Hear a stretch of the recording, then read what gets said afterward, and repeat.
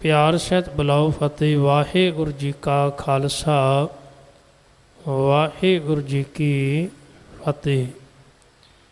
कल रोज़ आपां जाप साहिब की पावन पवित्र पौड़ी नंबर 184 तक विचार सांझी कीती सी। पौड़ी नंबर 185 तो विचार अज आरंभ करनी है। गुरुदेव ने आरंभता विच छंद उचारण किया है। पावन छंद का नाम है भुजंग प्रयात छंद।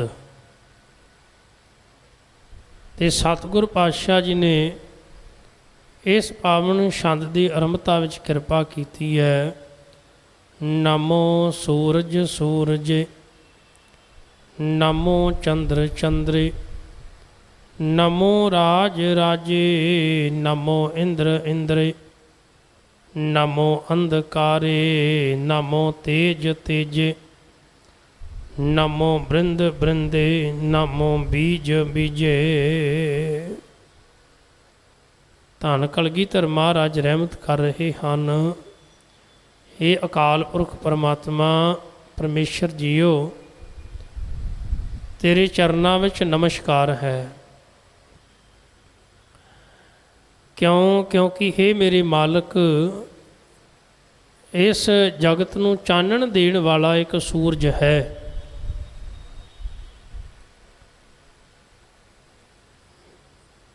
पर उस सूरज नूं भी चानण कितों मिल रहा है, प्राप्त हो रहा है। सूरज का भी अपना चानण नहीं है, प्रकाश नहीं है। क्योंकि असल दे विच सब तो वड्डा सूरज तू है।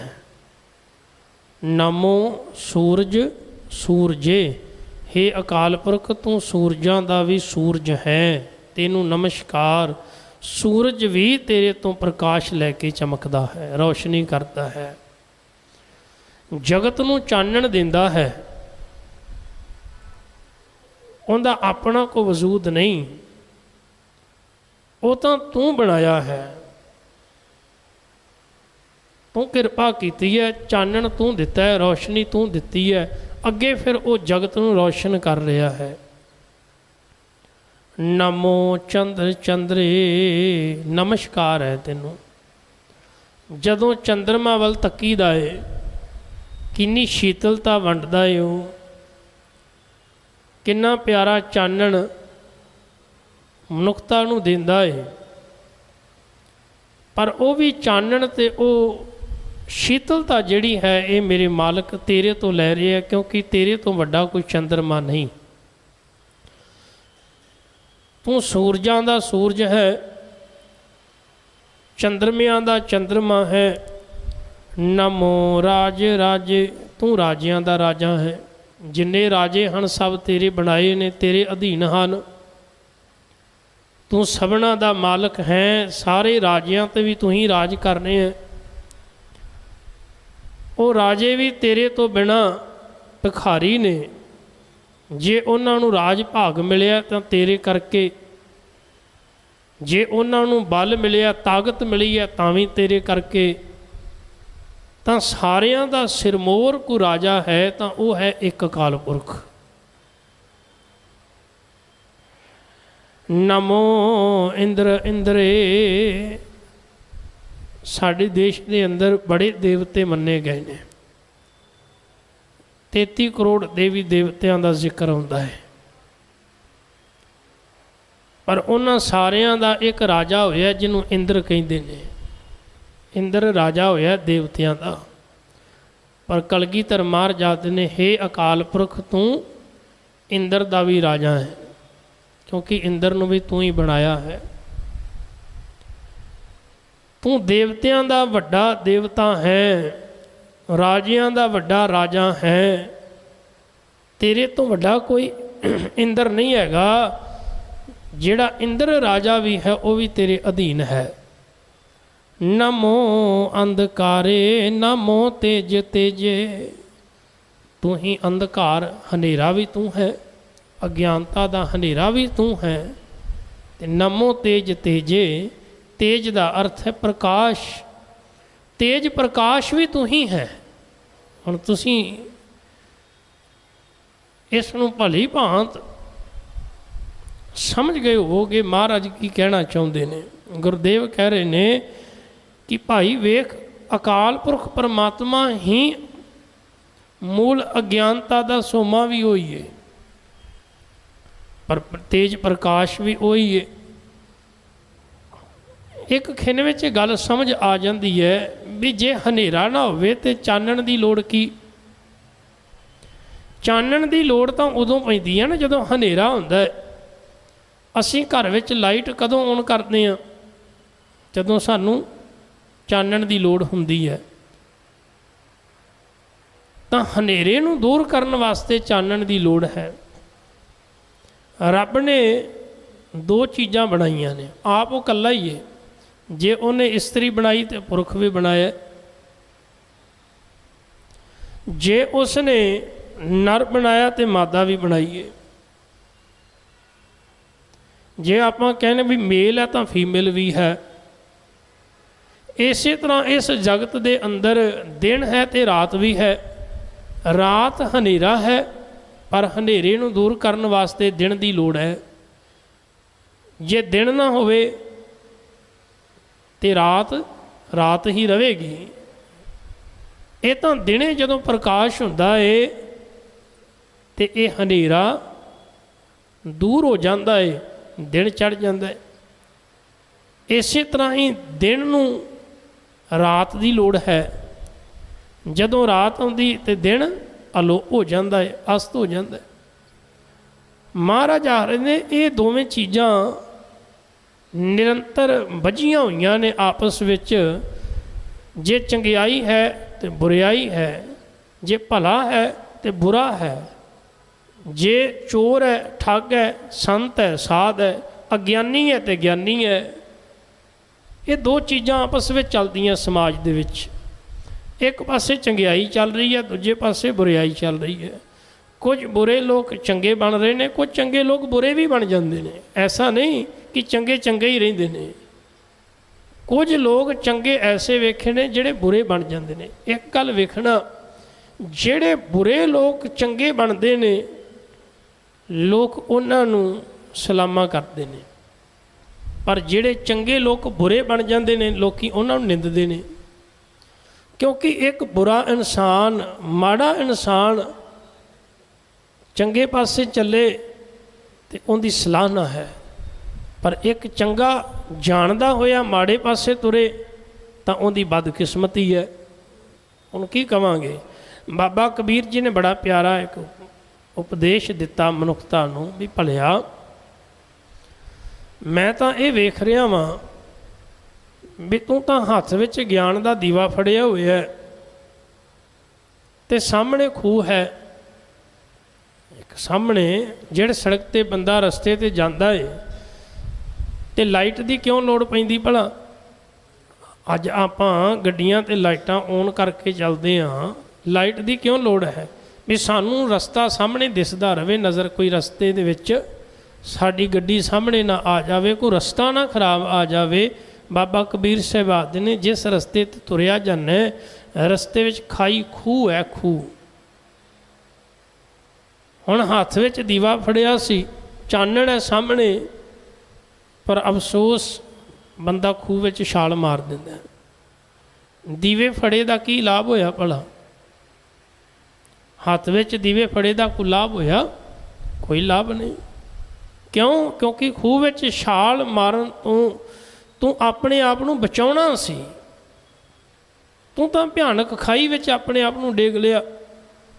ਤੇ ਦੂਜੇ ਪਾਸੇ ਤੂੰ ਕਹਿੰਦਾ ਮੈਂ ਹੱਥ ਵਿੱਚ ਦੀਵਾ ਵੀ ਫੜਿਆ ਸੀ, ਫਿਰ ਉਸ ਦੀਵੇ ਦਾ ਕੋਈ ਲਾਭ ਨਹੀਂ, ਫਿਰ ਤਾਂ ਭੁਲੇਖਾ ਹੈ। ਕਈ ਵਾਰੀ ਕੀ ਹੁੰਦਾ, ਦੀਵਾ ਫੜਿਆ ਹੁੰਦਾ ਪਰ ਦੀਵੇ ਦਾ ਵੀ ਯਾਦ ਨਹੀਂ ਹੁੰਦਾ ਬੰਦੇ ਨੂੰ ਵੀ ਮੇਰੇ ਕੋਲ ਦੀਵਾ ਵੀ ਹੈ, ਲਾਈਟ ਵੀ ਹੈ। ਇਸ ਤਰ੍ਹਾਂ ਵੀ ਹੋ ਜਾਂਦਾ ਜੇ ਕਈ ਵਾਰੀ। ਜ਼ਰੂਰੀ ਨਹੀਂ ਕਿ ਉਹ ਵੀ ਯਾਦ ਹੋਵੇ, ਉਹ ਵੀ ਕਈ ਵਾਰੀ ਭੁੱਲ ਜਾਂਦਾ ਹੈ। ਜਿੰਨੇ ਵੀ ਧਾਰਮਿਕ ਗ੍ਰੰਥ ਨੇ ਜਾਂ ਉਹਨਾਂ ਦਾ ਗਿਆਨ ਹੈ,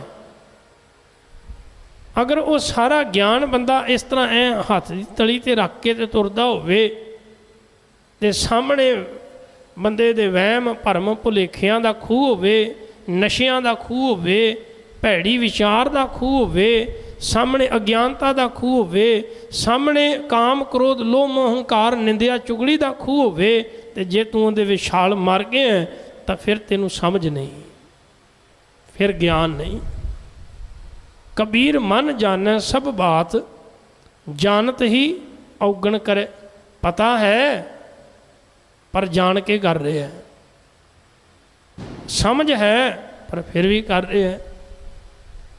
ਇਹਦਾ ਮਤਲਬ ਪਤਾ ਹੋਣ ਦੇ ਬਾਵਜੂਦ ਵੀ ਅਗਰ ਕੋਈ ਮਨੁੱਖ ਗਲਤ ਕਰ ਰਿਹਾ ਹੈ, ਗਲਤ ਰਾਹ 'ਤੇ ਤੁਰ ਰਿਹਾ ਹੈ, ਤੇ ਬਾਬਾ ਕਬੀਰ ਜੀ ਆਖਦੇ ਨੇ ਫਿਰ ਐਸਾ ਬੰਦਾ ਨਹੀਂ ਬਖਸ਼ਿਆ ਜਾਵੇਗਾ, ਫਿਰ ਤੇ ਸਜ਼ਾ ਦਾ ਹੱਕਦਾਰ ਹੈ, ਭਾਗੀ ਬਣੇਗਾ ਸਜ਼ਾ ਦਾ। ਕਾਹੇ ਕੀ ਕੁਸ਼ਲਾਤ, ਖੁਸ਼ੀ ਫਿਰ ਕਾਹਦੀ ਏ। ਹਾਥ ਦੀਪ ਕੂਏ ਪਰ, ਹੱਥ ਵਿੱਚ ਦੀਵਾ ਫੜਿਆ, ਖੂਹ ਵਿੱਚ ਛਾਲ ਮਾਰਿਆ, ਇਹ ਕੋਈ ਖੁਸ਼ੀ ਵਾਲੀ ਗੱਲ ਨਹੀਂ। ਫਿਰ ਇਹ ਤਾਂ ਦੁੱਖ ਵਾਲੀ ਗੱਲ ਹੈ ਕਿ ਤੇਰੇ ਕੋਲ ਗਿਆਨ ਸੀ ਪਰ ਫਿਰ ਵੀ ਤੂੰ ਅਗਿਆਨਤਾ ਵਿੱਚ ਲੱਗਿਆ ਫਿਰਦਾ। ਤੇਰੇ ਕੋਲ ਦੀਵਾ ਸੀ ਪਰ ਫਿਰ ਵੀ ਹਨੇਰੇ ਵਿੱਚ ਭਟਕਦਾ ਫਿਰਦਾ। ਤੇਰੇ ਕੋਲ ਸਮਝ ਸੀ ਤਾਂ ਵੀ ਤੂੰ ਮੂਰਖਾਂ ਵਾਲੀ ਜ਼ਿੰਦਗੀ ਜੀ ਰਿਹਾ, ਤਾਂ ਫਿਰ ਤਾਂ ਅਗਿਆਨੀ ਹੈ। ਅੱਜ ਇਹੀ ਕੁਛ ਹੋ ਰਿਹਾ। ਬਾਣੀ ਪੜ੍ਹੀ ਜਾ ਰਹੀ ਹੈ, ਬੰਦੇ ਨੂੰ ਬਾਣੀ ਕੰਠ ਹੈ,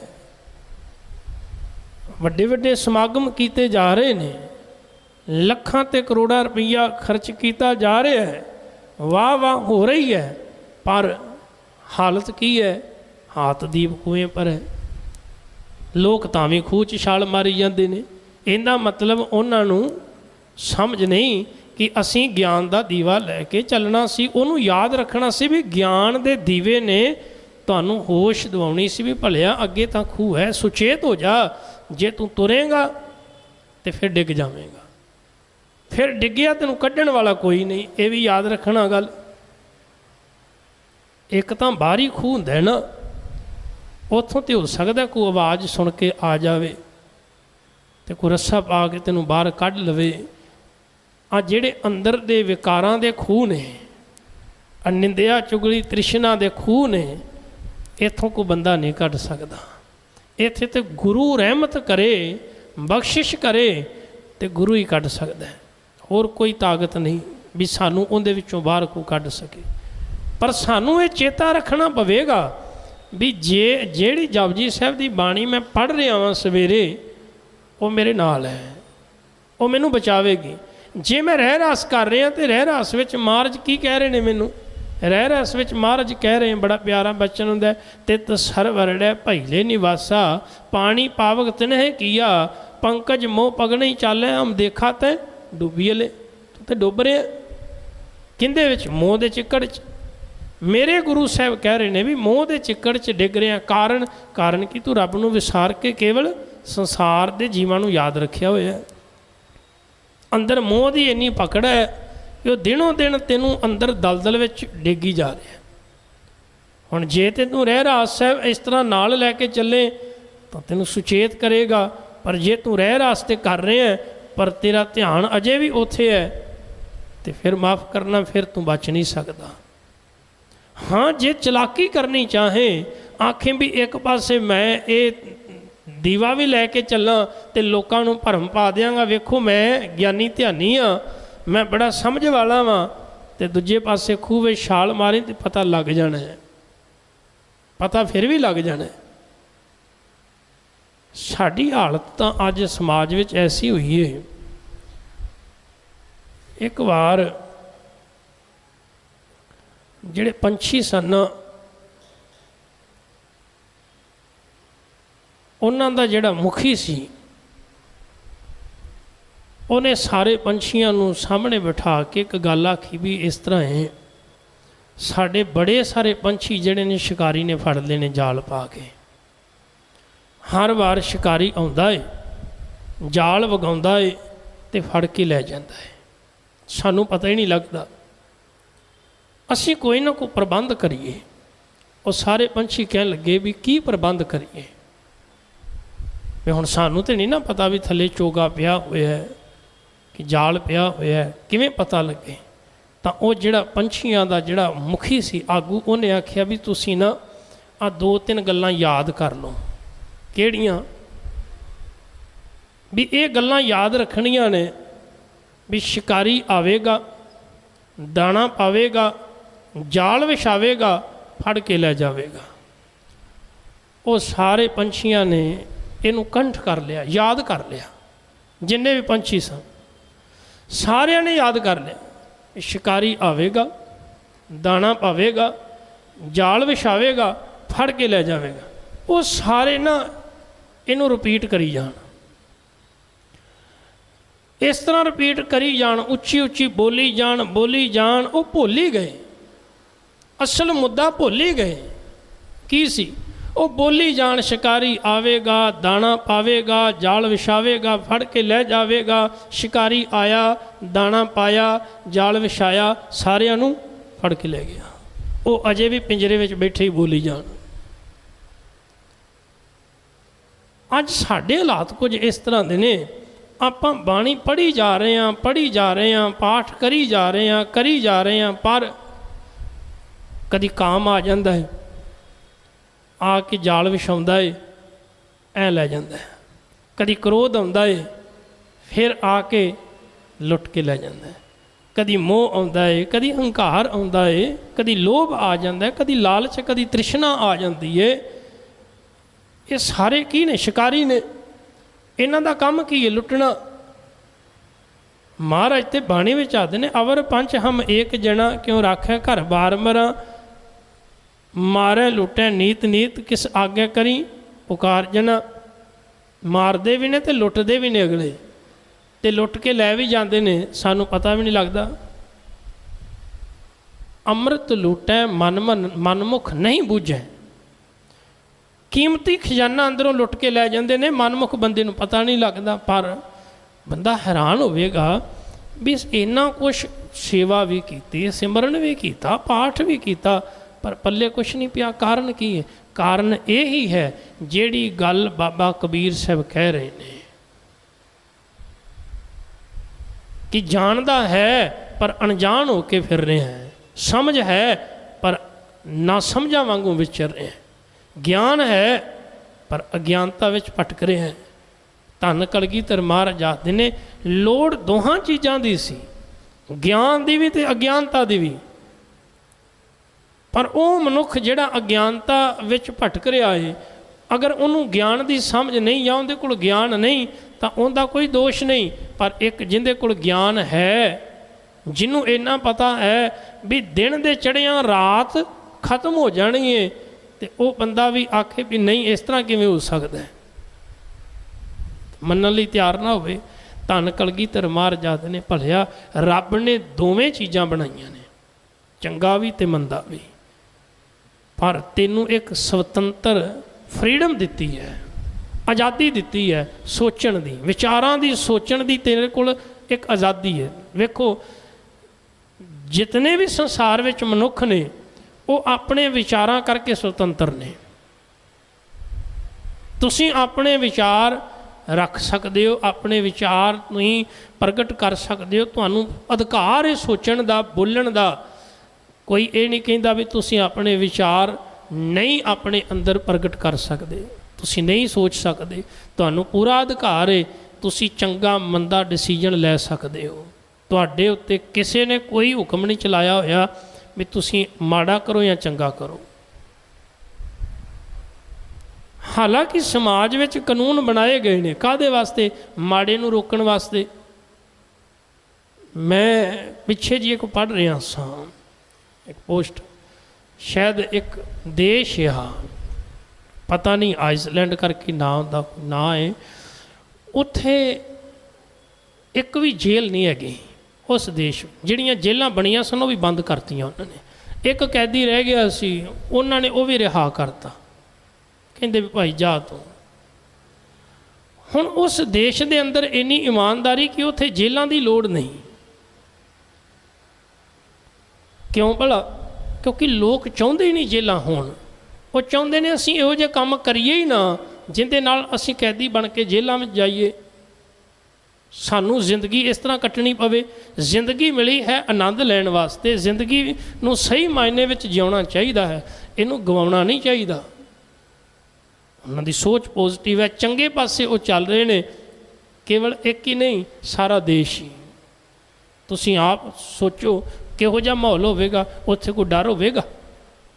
कोई डर नहीं। जिथे डर नहीं उत्थे कोई चिंता नहीं, उत्थे कोई फिक्र नहीं। जिथे भै, क्योंकि डर विचों ही चिंता फिक्र जन्म लेंदे ने। उत्थे कोई डर नहीं भी मैनू कोई फड़ के लै जाएगा, क्यों? क्योंकि गलत काम नहीं किया।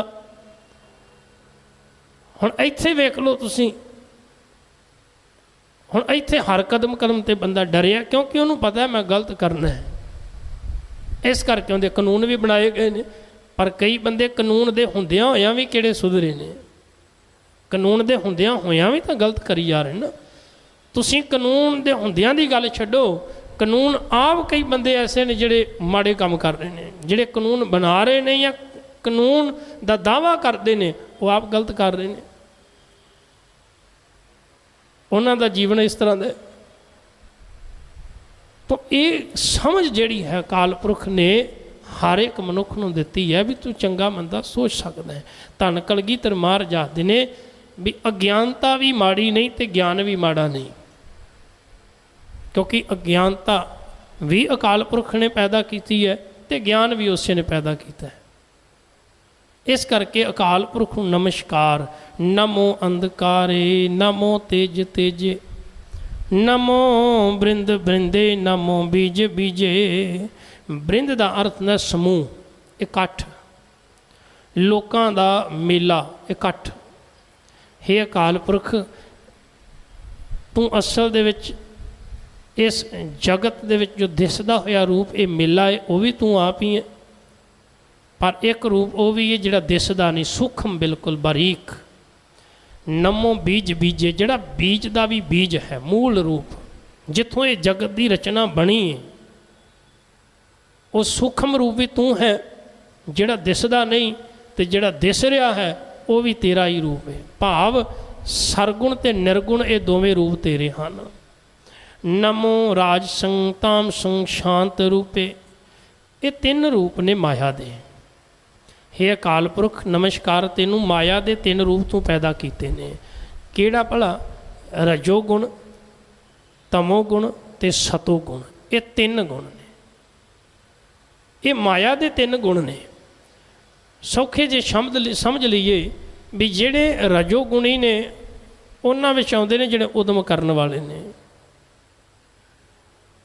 दूसरे तम का अर्थ अज्ञानता, मन का हनेरा। तीसरा सतोगुणी, सतोगुणी वो जिहड़े धार्मिक लोग ने, पर उन्हां अंदर चाहना वडियाई दी, वाह वाह दी चाहना होनी। ये तीन माया दे गुण ने। पर इन्हां तिन्नां तो उत्ते एक चौथा पद है, रज गुण, तम गुण, सत गुण। यह तेरी सब माया। ये अकाल पुरख परमात्मा परमेश्वर की माया है। चौथे पद को जो नर चीने तिन ही परम पद पाया। जिहड़ा इन्हां तिन्नां तो उत्ते उठ जाता है वो चौथे पद की अवस्था हासिल कर लैंदा है। पर ये तीन माया के गुण किन्ने बनाए ने? अकाल पुरख ने। नमो परम तत्तं, हे अकाल पुरख तू सब तो वड्डा तत्त है, मूल है। तेरे तो सारे तत्त बने ने। पर अतत्तं स्वरूपे, ते तू किसी तत्त तो नहीं बनया। जे कायनात पंज तत्तां तो बनी है, पर तू पंज तत्तां तो नहीं बनया। तो सारे तत्तां का मूल तत्त अकाल पुरख है, पर आप वो किसी तत्त तो नहीं बनया। अखीरले बचन मार्ज कर रहे ने, नमो जोग जोगे नमो ज्ञान ज्ञाने। अकाल पुरख नमस्कार तेनू, तू कठिन तप जोगियां दा जोग, कठिन तप तपस्या करनी। जोगी लोग कठिन तपस्या करते हैं। पुट्ठा लटकता है, कोई बर्फ पहाड़ों में जाके बैठता है, कोई नंगे पैरी तुरदा है। इस तरह के कठिन तप करने। हे अकाल पुरख तेरे वर्गा कठिन तप कोई नहीं कर सकता। तू जोगियां दा जोगी है, ज्ञान का भी ज्ञान है। जितना भी ज्ञान संसार में तेरे करके है, ज्ञान करके तू नहीं हैगा, क्योंकि तू ज्ञान पैदा किया है। नमो मंत्र मंत्रे, तू सारे मंत्रां दा मंत्र महामंत्र है। नमो ध्यान ध्याने, ते तू डूंगा ध्यान भी आप है। हे अकाल पुरख तेरे वर्गा को ध्यान ਧਿਆਨੀ ਨਹੀਂ ਹੋ ਸਕਦਾ, ਕਿਉਂਕਿ ਤੂੰ ਅਡੋਲ ਟਿਕਿਆ ਹੋਇਆ ਹੈ। ਮਨੁੱਖ ਦਾ ਤੇ ਧਿਆਨ 2 ਮਿੰਟ ਕਿਤੇ, ਅਗਲੇ ਮਿੰਟ ਕਿਤੇ ਹੋਰ, ਪਰ ਅਕਾਲ ਪੁਰਖ ਦਾ ਧਿਆਨ ਅਡੋਲ ਧਿਆਨ ਹੈ। ਉਹ ਕਦੀ ਭੁੱਲਦਾ ਜੇ ਉਹਦਾ ਧਿਆਨ ਇੱਕ ਤੇ ਲੱਗਾ ਤੇ ਇੱਕ ਤੇ ਲੱਗਾ, ਉਹਦਾ ਧਿਆਨ ਸਾਰੀ ਕਾਇਨਾਤ ਵੱਲ ਹੈ। ਵੇਖੋ ਕਦੀ ਭੁੱਲਦਾ ਨਹੀਂ। ਤੁਸੀਂ ਸੋਚ ਕੇ ਵੇਖੋ, ਜੇ ਤੁਸੀਂ ਘਰ ਦੀ ਗੱਲ ਸੋਚ ਰਹੇ ਹੋ ਤੇ ਦੁਕਾਨ ਵਾਲੀ ਗੱਲ ਭੁੱਲ ਜਾਓਗੇ। ਜੇ ਤੁਸੀਂ ਦੁਕਾਨ ਵਾਲੀ ਗੱਲ ਯਾਦ ਕਰ ਰਹੇ ਹੋ ਤੇ ਤੁਸੀਂ ਉਸ ਤੋਂ ਪਹਿਲਾਂ ਜਿਹੜੀ ਗੱਲ ਯਾਦ ਕਰ ਰਹੇ ਹੋ ਭੁੱਲ ਜਾਓਗੇ। ਫਿਰ ਤੁਸੀਂ ਸੋਚੋਗੇ ਮੈਂ ਪਹਿਲੀ ਗੱਲ ਕਿਹੜੀ ਕਰ ਰਿਹਾ ਸਾਂ। ਮਤਲਬ ਇੱਧਰੋਂ ਧਿਆਨ ਹਟਿਆ ਤੇ ਇੱਧਰ ਲੱਗ ਗਿਆ। ਪਰ ਰੱਬ ਦਾ ਧਿਆਨ ਬੜਾ ਹੀ ਮਹਾਨ ਹੈ। ਉਹਦਾ ਧਿਆਨ ਸਾਰੀ ਕਾਇਨਾਤ ਵਾਲੇ, ਉਹਨੂੰ ਯਾਦ ਰਹਿੰਦਾ ਵੀ ਮੈਂ ਕਿੱਧਰ ਕੀ ਕੀ ਕੀਤਾ, ਕੀ ਕਰਨਾ, ਕਿਹਨੂੰ ਕੀ ਦਿੱਤਾ, ਕੀ ਦੇਣਾ ਹੈ, ਉਹ ਨਹੀਂ ਭੁੱਲਦਾ। ਤਾਂ ਧੰਨ ਕਲਗੀਧਰ ਮਹਾਰਾਜ ਆਖਦੇ ਨੇ ਕਿ ਮਨੁੱਖ ਵਾਸਤੇ ਪਰਮੇਸ਼ਰ ਦਾ ਨਾਮ ਹੀ ਸਭ ਤੋਂ ਵੱਡਾ ਕਠਿਨ ਤਪ ਹੈ। ਨਾਮ ਹੀ ਸਭ ਤੋਂ ਵੱਡਾ ਗਿਆਨ ਹੈ। ਨਾਮ ਹੀ ਸਭ ਤੋਂ ਵੱਡਾ ਮੰਤਰ ਹੈ। ਨਾਮ ਹੀ ਸਭ ਤੋਂ ਵੱਡਾ ਧਿਆਨ ਹੈ। ਨਾਮ ਨਾਲ ਜੁੜਿਆਂ ਇਹ ਦਾਤਾਂ ਪ੍ਰਾਪਤ ਹੋ ਜਾਂਦੀਆਂ ਹਨ। ਗੁਰਦੇਵ ਕਿਰਪਾ ਕਰਨ, ਚਰਨਾਂ ਨਾਲ ਜੋੜ ਕੇ ਰੱਖਣ। ਹੋਈਆਂ ਭੁੱਲਾਂ ਚੁੱਕਾਂ ਦੀ ਖਿਮਾ। ਵਾਹਿਗੁਰੂ ਜੀ ਕਾ ਖਾਲਸਾ, ਵਾਹਿਗੁਰੂ ਜੀ ਕੀ ਫਤਿਹ।